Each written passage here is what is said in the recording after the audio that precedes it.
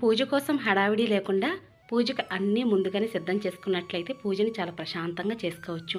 నేనైతే వరలక్ష్మి వ్రత పూజ కోసం ముందుగా ఇలా సిద్ధం చేసుకున్నానండి. అందరికీ నమస్కారం అండి. అందరూ ఎలా ఉన్నారు? బాగున్నారా? నేను బాగున్నాను. మీరు ఇంకా బాగుండాలని మనస్ఫూర్తిగా కోరుకుంటున్నాను. ముందుగా అందరికీ వరలక్ష్మి వ్రతం శుభాకాంక్షలు. ఆడవారికి ఎంతో ఇష్టమైన ఈ వరలక్ష్మి వ్రతాన్ని ఎక్కడ హడావిడి లేకుండా చాలా ప్రశాంతంగా చేసుకోవచ్చు. కానీ ముందుగా కొన్ని పనులు అయితే చేసుకోవాల్సి ఉంటుందండి. అందులో ముఖ్యంగా ఆడవారికి చేతులకు నిండుగా ఇలా అయితే గోరింటాకు పెట్టుకోవాలి. నేను, అత్తయ్య గారు, మా అమ్మాయి ముగ్గురం కూడా ఇలా గోరింటాకు అయితే ముందుగానే పెట్టేసుకున్నామండి. మరి మా ముగ్గురి చేతుల్లో గోరింటాకు ఎవరిది బాగా పండిందన్న విషయాన్ని కూడా కింద కామెంట్ సెక్షన్లో తెలియచేయండి. అది ఒక చిన్న సరదా అంతేనండి. ఇంకా పూజకు ముందుగానే కొన్ని పూజా సామాగ్రి అయితే తెప్పించుకోవాలి. ఇంట్లో ఉన్నప్పటికీ కూడా ఇలా వ్రతాలు శుభకార్యాలు ఇంట్లో జరిగేటప్పుడు కొత్త పసుపు కుంకుమలు తెచ్చుకోవడం చాలా అంటే చాలా ముఖ్యమండి. ఇంకా వాటితో పాటుగా వరలక్ష్మి వ్రత పూజలో కావాల్సింది ముఖ్యంగా అమ్మవారి పటం. కాబట్టి ముందుగానే శుభ్రం చేసుకొని గంధం కుంకుమ బొట్లతో అలంకరణ చేసుకోవాలి. ఇంకా 2 జాకెట్ ముక్కలు అయితే పూజలో అవసరం అవుతాయండి.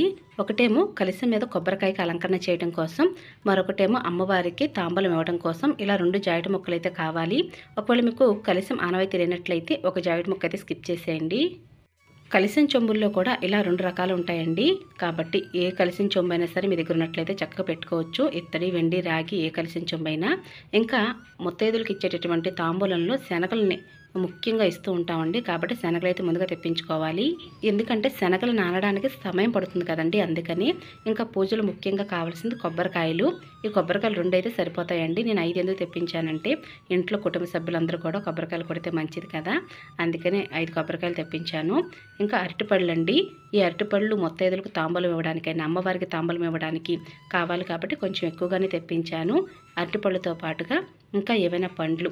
ఇప్పుడైతే చాలా రేట్లుగా ఉన్నాయండి పండ్లన్నీ కూడా. కాబట్టి ఉన్నంతలోనే కొన్ని పండ్లు అయితే తీసుకున్నాము. యాపిల్, దానిమ్మ, ద్రాక్ష, అలాగే బత్తాయి. ఇంకా మాకు పెరట్లో అయితే జామకాయలు, బొప్పాస్కాయలు, సీతాఫలాలు ఇవన్నీ కూడా ఉన్నాయి. అవి ఇవి కలిపి అమ్మవారి ముందు నిండుగా పెట్టుకోవడం కోసం ఇలా సిద్ధం చేసుకున్నాను. ఇంకా ముత్తైదులకు తాంబూలం ఇవ్వడం కోసం జాకెట్ ముక్కలండి. ఇవి ఎవరి శక్తి కొలది వారైతే ఇవ్వవచ్చు. నేనైతే కొంచెం ఒక కట్ట అయితే తెప్పించానండి. ఎందుకంటే ఇక్కడ నుంచి అన్ని పండుగ పర్వదినాలే కదండి. కాబట్టి రాబోయే శారదా నవరాత్రుల్లో అయినా సరే మార్గశిర లక్ష్మీవారి పూజల కోసం ఇలా ముత్తైదుల ఇంటికి పిలిచినప్పుడు తాంబూలం ఇవ్వడం కోసం అని ఒక్కసారి ఇలా అయితే ఒక బండిల్ అయితే తెప్పించాను. ఈ మొత్తం 25 పీసెస్ అయితే ఉంటాయండి. ఒక్కొక్క జాకెట్ ముక్క వచ్చేసి 75 రూపాయలండి. ఇది ప్యూర్ కాటను, అలాగే 1 మీటరు. ఇలా ఒక్కసారి జాకెట్ ముక్కలు తెప్పించుకోవటం వలన కొంచెం తక్కువ రేటుకి అయితే కొనవచ్చు. ఇంకా ముత్తైదులకు ఇవ్వాల్సిన వాటిల్లో గాజులు కూడా కావాలండి. ఇవి పసుపు రంగు అయితే తెప్పించాము. పసుపు, ఎరుపు, పచ్చ ఇలా ఏ రంగులైనా సరే ముత్తైదు తాంబూలంలో పెట్టవచ్చు. ఇంకా పూజకు ముఖ్యంగా కావాల్సింది వరలక్ష్మి వ్రత కల్ప పుస్తకం అండి. ఈ పుస్తకం ఒక్కసారి కొనుక్కున్నట్లయితే ఇందులోని గణపతి పూజ, లక్ష్మీ అష్టోత్తరము, అలాగే వరలక్ష్మి వ్రత కథ కూడా ఉంటుందండి. ఆఖరిగా అమ్మవారి యొక్క మంగళహారతులు ఇవన్నీ ఉండడం వలన పూజ అనేది చాలా తేలికగా చేసుకోవచ్చు, ఎటువంటి సందేహము లేకుండా. ఇంకా అమ్మవారికి ఇచ్చేటటువంటి తాంబూలంలో ఈ సుమంగళి కిట్ కూడా పెట్టి ఇస్తే చాలా అంటే చాలా మంచిదని నాకు లాస్ట్ ఇయర్ తెలిసిందండి. ఎందుకు అప్పటి నుంచి కూడా నేను లాస్ట్ ఇయర్ ఒకటి తెప్పించానండి. మళ్ళీ ఇంకా ఇప్పుడైతే ఇంకోటి తెప్పించాను. ఈ సుమంగళి కిట్ ఏంటంటే అమ్మవారికి మన శక్తి కొలది జాకెట్టు, చీర ఇవన్నీ పెడుతూ ఉంటాం కదా, అందులో గాజులు, అలాగే తాంబూలము, పసుపు, కుంకుమ వీటితో పాటుగా ఈ సుమంగళి కిట్ కూడా పెడితే చాలా అంటే చాలా మంచిదండి. ఇదంతా కూడా సుమంగళిగా మనందరం కూడా అలంకరణ చేసుకునే వస్తువులు. ఇవన్నీ కూడా అమ్మవారికి ఇవ్వటం వలన అమ్మవారి యొక్క ఆశీర్వాదం వలన తిరిగి అమ్మవారు మనకు ప్రసాదిస్తుంది. 10 కాలాల పాటు సుమంగళిగా ఉంటాము అని చెప్పి ఒక నమ్మకంగా ఇవైతే అమ్మవారికి ఇస్తూ ఉంటామండి. అందుకే నేను మళ్ళీ ఒక సుమంగళి కిట్ అయితే తెప్పించాను. ఈ సుమంగళి కిట్ అయితే నేను వరలక్ష్మి వ్రత పూజలో అమ్మవారికి తాంబూలం ఇచ్చేటప్పుడు ఇస్తానండి. మరలా ఈ తాంబూలాన్ని మనమే తీసుకోవచ్చండి, ఎవరికి ఇవ్వకూడదు. ఇంకా పూజలో అమ్మవారికి అందరూ కూడా ఈ మధ్యన చీరలు అవి అలంకరణ చేసి ఫేస్ అయితే అలంకరణ చేస్తూ ఉంటారు కదండి. అందుకు గాను కలశానికి అలంకరణ చేసేప్పుడు చిన్న ఫేసు, అలాగే అమ్మవారికి అలంకరణ చేస్తున్నప్పుడు ఒక పెద్ద ఫేస్ అయితే నా దగ్గర ఉన్నాయండి. ఇవన్నీ కూడా ఎప్పుడో తీసుకున్నవి. ఇవన్నీ కూడా మనం పూజ దగ్గర పెట్టుకున్నట్లయితే చక్కగా అమ్మవారికి అలంకరణ చేయడానికి హడావిడి లేకుండా ఉంటుంది. ఇంకా దీపారాధనకు నువ్వుల నూనె, ఆవు నెయ్యి ఇవైతే ముఖ్యమే కదండి. ఇంకా అమ్మవారికి ఎంతో ఇష్టం అనేది ఎర్రటి ఒత్తులతో దీపారాధన. ఇంకా పచ్చకర్పూరము, జవ్వాదు ఇవన్నీ కూడా అమ్మవారి పీఠం దగ్గర అలికి ముగ్గులు వేయడం కోసం ఎర్రవత్తులతో పాటుగా ఇంకా లక్ష్మీ తామర ఒత్తులండి. ఈ రోజున ఒక్క దీపమైనా సరే అమ్మవారి ముందు వెలిగించడానికి ప్రయత్నించండి. అమ్మవారికి చాలా ఇష్టము. ఇంకా పూజలో కొద్దిగా జవ్వాది పౌడరు, జవ్వాది అత్తరు ఇవన్నీ కూడా వేస్తూ ఉంటాం కదా, ఇవి కూడా తెప్పించుకున్నాను. ఇవన్నీ కూడా నేను పూజ దగ్గర పెట్టుకుంటానండి. ఇంకా అమ్మవారికి అలంకరణ చేయడం కోసం ఒక మెరూన్ కలర్ శారీ అయితే అత్తయ్య గారు తీసుకున్నారండి. చాలా మంచి కలరు, గోల్డ్ కలర్ బార్డర్ వచ్చింది. డబుల్ స్టెప్తో అయితే అమ్మవారికి అలంకరణ చేద్దాం అనుకుంటున్నాను. ఇక ఇవన్నీ సిద్ధం చేసుకున్నాను కదండి. ఇంకా అమ్మవారికి అలంకరణ చేయడం ఒక్కటే మిగిలింది. ఇంకా ముత్తైదు తాంబూలంలో పసుపు, కుంకుమ, వక్కలు ఇవి కూడా కావాలి కదండి. అవి కూడా ముందుగానే ప్యాకెట్లు అవి తెప్పించుకోవాలి. అప్పటికప్పుడు హడావిడి లేకుండా ఏ వస్తువు మర్చిపోకుండా ఒక పేపర్ మీద రాసుకుని అవన్నీ తెప్పించుకోవటం వలన హడావిడి లేకుండా ఉంటుంది. ఏ ఒక్కటి మర్చిపోకుండా ముందుగానే సిద్ధం చేసుకోవచ్చు. అలాగే శనగలు కూడానండి, తాంబూలం ఇచ్చిన తర్వాత వారు సర్దుకునేటప్పుడు ఇటువంటి కవర్స్ ఉన్నట్లయితే, ఇవే కాకుండా జిప్లాక్ కవర్స్ అయినా సరే ఉన్నట్లయితే అందులో శనగలు వేసి వారికి ఇవ్వవచ్చు.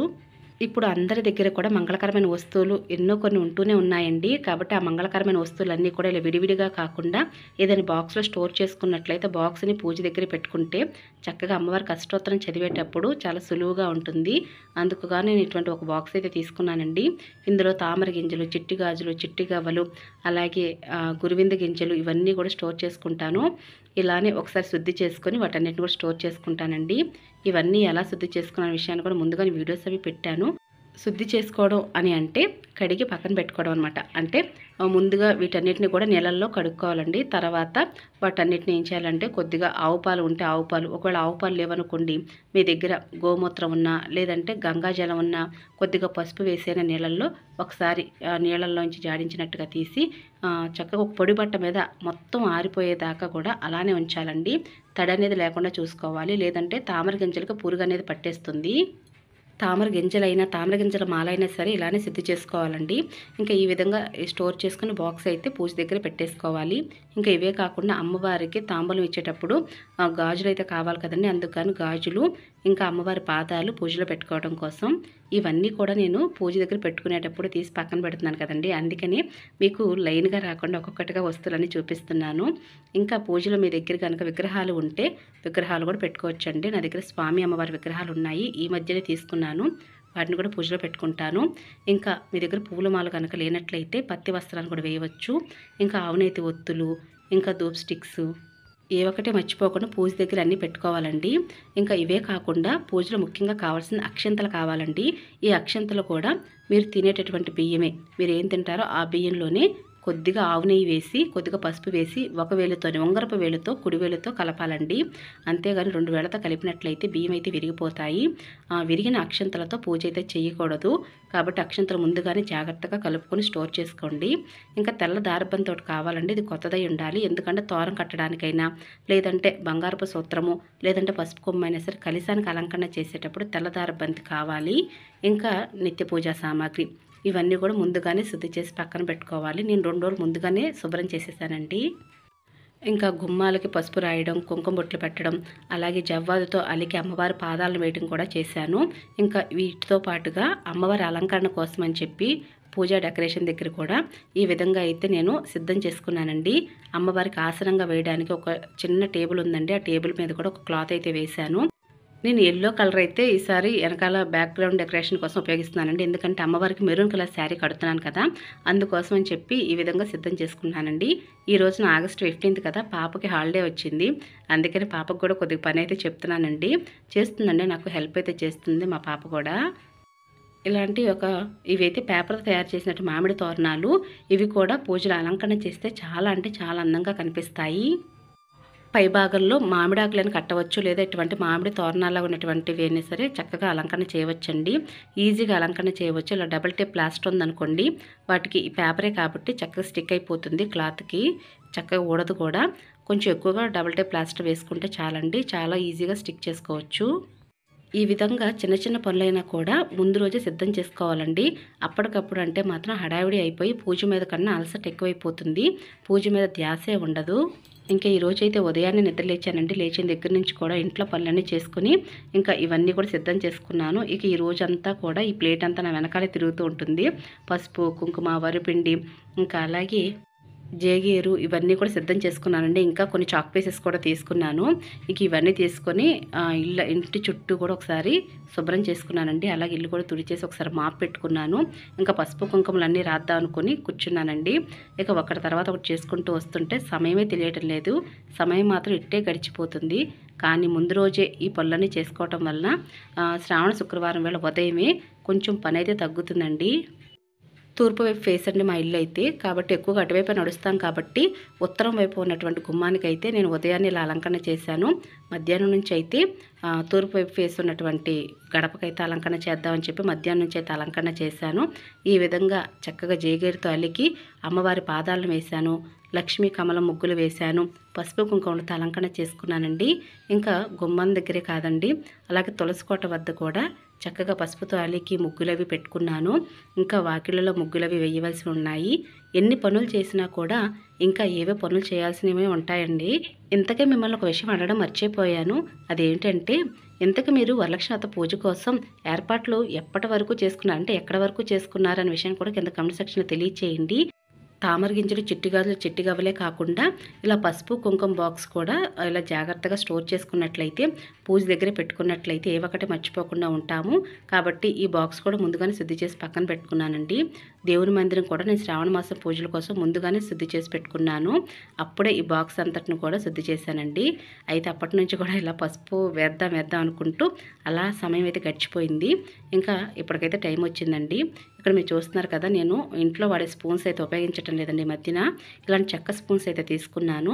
ఎందుకంటే ఆ స్పూన్స్ అవి మనం ఉపయోగిస్తూ ఉంటాం కదా, అందుకని నాకు నచ్చటం లేదు. ఇలా చెక్క స్పూన్స్ అయితే పూజగా ఉపయోగించవచ్చు కదా అని చెప్పి ఒక ప్యాకెట్ అయితే తెచ్చుకున్నాను. అలాగే పసుపు కుంకుమ, ఈ కుంకుమలో కూడా 2 రకాలు తెచ్చానండి. ఈ చూడండి ఎంత బాగుందో కలర్ కదా. ఈ కలరే కాకుండా ఈ కలర్ కుంకుమ చూసారా ఇంకా బాగుంది. ఈ 2 కలర్స్ అయితే తీసుకున్నాను. పసుపు కుంకుమ, అక్షింతలు, గంధము, ధూప్ స్టిక్స్, ఇంకా ఇవన్నీ కూడా ఈ బాక్స్లో పెట్టేసుకుంటానండి. ఈ బాక్స్ తీసుకొని నేను పూజ దగ్గర పెట్టుకుంటాను. అలాగే ముత్తైదులు వచ్చినప్పుడు కూడా ఏ హడావిడి లేకుండా ఇవన్నీ కూడా పక్కనే ఉంటాయి కాబట్టి ఏది లేదు ఇది లేదు అని చెప్పి లేకుండా టెన్షన్ ఏమి ఉండదు. ఎరుపు ఒత్తులైనా లేదా నిత్య దీపారాధనకు ఉపయోగించే ఒత్తులైనా సరే ఒక ప్యాకెట్టు. ఇంకా గంధం అండి, ఈ గంధం అయితే పూజలకి, హోమాలకి, శుభకార్యాలకు ఉపయోగించే గంధం అనమాట. ఇలా పూజ స్టోర్స్లో తెచ్చుకున్నానండి. 1 ఇయర్ నుంచి ఈ గంధం ఉపయోగిస్తున్నాను. చాలా పెద్ద ప్యాకెట్ ఒకసారి కొనుక్కున్నాను. చాలా మంచి సువాసన వస్తూ ఉంటుంది. ఇంకా ఇవే కాకుండా ఇంకా చాలా పనులే ఉంటాయి కదండి. అందులో ముఖ్యంగా గోరింటాకు. ఇది మా చెట్టుదేనండి గోరింటాకు. చక్కగా ఇప్పుడు కావాలంటే ఇప్పుడు కోసి పెట్టేసుకుంటూ ఉంటాము. చాలా త్వరగా పండిపోతూ ఉంటుంది. అయితే ఒక గంట సేపు పెట్టుకుంటే చాలండి, నల్లగా అయిపోతుంది. అత్తయ్య గారు గంటన్నర సేపు పెట్టుకున్నారు, అందుకే ఇంకొంచెం నల్లగా అయిపోయిందని చెప్పాలి. ఇంకా గోరింటాకు సంగతి పక్కన పెట్టినట్లయితే పల్లెటూరు కదండి, ఇంటికి చక్కగా ఆటోల్లో ఇలా అయితే పళ్ళు అయితే తీసుకొస్తారు. చాలా అంటే చాలా రేట్లు చెప్తున్నారండి. కానీ ఉన్నంతలోనే జాగ్రత్తగా కొన్ని పండ్లు అయితే తీసుకున్నాను. బత్తాయిలు తీసుకున్నాను, అలాగే దానిమ్మ, యాపిల్ ఇవైతే తీసుకున్నానండి. ఇక వీటితో పాటుగా అమ్మవారికి చేయవలసిన నైవేద్యాలలో గారెలు, బూరెలు, ఈ పిండ్లు కూడా ముందుగానే సిద్ధం చేసుకోవచ్చు. అందుకని గ్రైండర్లు అన్నీ కూడా వేస్తున్నానండి. అవన్నీ కూడా ఇలా సిద్ధం చేసుకున్నాను. ముత్తైదులకు ఇచ్చేటటువంటి వాయనంలో శనగలైతే బాగా నానబెట్టి ఆ తర్వాత వడబోసి ఇవ్వాలండి. పచ్చి శనగలనే మనం తాంబూలంలో పెట్టి ఇవ్వాల్సి ఉంటుంది. అందుకు గాను ముందు రోజే ఈ శనగలైతే నానబెట్టాలండి. అప్పటికప్పుడు ఈ శనగలు నానడానికి టైం పడుతుంది. అందుకని ముందు రోజు కానీ ఈ శనగలన్నీ కూడా నానబెట్టేశాను. ఇవన్నీ చిన్న చిన్న పనులు అయినప్పటికీ కూడా ఏ ఒక్కటి మర్చిపోకుండా చేసుకోవడం ముఖ్యం కదండి. ఇక ఇదేనండి, నేనైతే వరలక్ష్మి పూజ కోసం అన్ని పూజ ఏర్పాట్లు ఈ విధంగా సిద్ధం చేసుకున్నాను. ఇక ఈరోజు వీడియో అయితే ఇదేనండి. మరొక మంచి పూజా విధానంతో మళ్ళీ కలుసుకుంటానండి. ఇక అప్పటి వరకు నమస్కారం అండి.